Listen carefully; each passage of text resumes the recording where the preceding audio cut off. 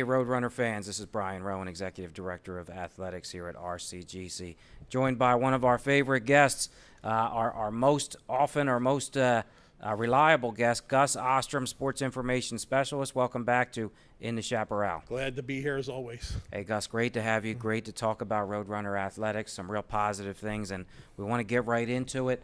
The week ahead, that's what we do here on this particular show, preview what's coming up, let the fans know what's on the schedule. We're going to get right into it with soccer as that season is moving toward its conclusion, at least the regular season. Good news, both of our teams will be moving forward into the region tournament. Depends on the seeding. We'll talk about that a little bit. And there's an important change we want to tell all the viewers about on the schedule before we're done. Men's soccer, they host, or they're at Georgian Court University, and then they also host Raritan Valley this week. And on the women's soccer side, they've got a match recently added against Harcum Junior College. Yeah, on the men's side, I just had a conversation with Coach Hobbins.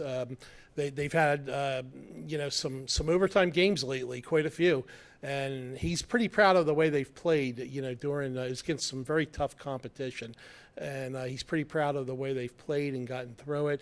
And I think they're probably game ready, and hopefully they're moving forward, and into a good tournament seed when that comes. And in fact, 3 double overtime ties this season. Pretty rare to see 1. Definitely rare to see 2. Right. 3 is a lot when you play those overtime periods. And I'll tell you, they've been playing well during those overtime games. So it's not like we don't have the offensive capabilities there. We do, but it's been some tough competition, and they've played very, very well, during that stretch. On the women's side, Coach Megan Rutler's team is. They're really coming along. They are really on a roll. I'll tell you that right now. We watched a few games recently. They're very aggressive on the attack. Several people in that lineup can score at any time. And, in particular, Delia Fines has played well. Josie O'Donnell has played well. Megan Lord, as always, has played well. And several others, too. So it's just an offense that's just doing very well, ready to go. Hey, so you mentioned Megan Lord there and a few other athletes. Good piece of information this week on Thursday. Megan will be attending with myself and some other members of our staff the Collegiate Athletic Administrators of New Jersey Awards Luncheon, where she'll be receiving the Scholar Athlete of the Year Award for 2017-18 at our level. Great athlete, had a great year, Well all deserved. region, Yeah. All-American last year as a freshman, and a 4.0 GPA. Can't beat that. Can't beat that. Can't beat that. Important announcement we teased there. There's been a change to the region tournament championship dates. So rather than 10/28 for women's soccer, they're going to move to Friday, 10/26 at Ocean County College on the turf. The men will be at Ocean County College on the turf on 10/27. That's Saturday. That's a change. Good job by our region. I just got back recently last week from our Region 19 meetings. There's been some, as you know, bad weather, hard for the natural grass fields, so we made the move to Ocean County, and I think a good move by the region to get those on turf, help us get those games Yeah, in. and a good central location, too. Yeah, very good setup there, so we're looking forward to that. We're looking forward to getting there. In the seeding side, the men's team, really, I see could fall anywhere from toward the top, maybe a 3 seed, all the way to maybe a 6 or 7. And I think the goal is to get a home field in one. Yeah, Coach Hobbins definitely wants a home, game, at least one home game there, and hopefully we'll get that. And like I said, they are playing well. I think they're going to do very well. They're ready to go. On the women's side, we're waiting to see some results. More than likely a 3 seed this year for the women. But again, a good chance to get through and advance to the national tournament. Yeah, they had a couple of earlier losses very early in the season, but like I said, it's been turning around quite a bit. I think they're just peaking at the right moment here. Hey, flip it over to women's volleyball. We know that's been an exciting season for them. They're shooting for a trip to the region tournament for the first time. Tough road ahead. They've got to get a couple of wins here this week to qualify, but we're hoping maybe they can do so.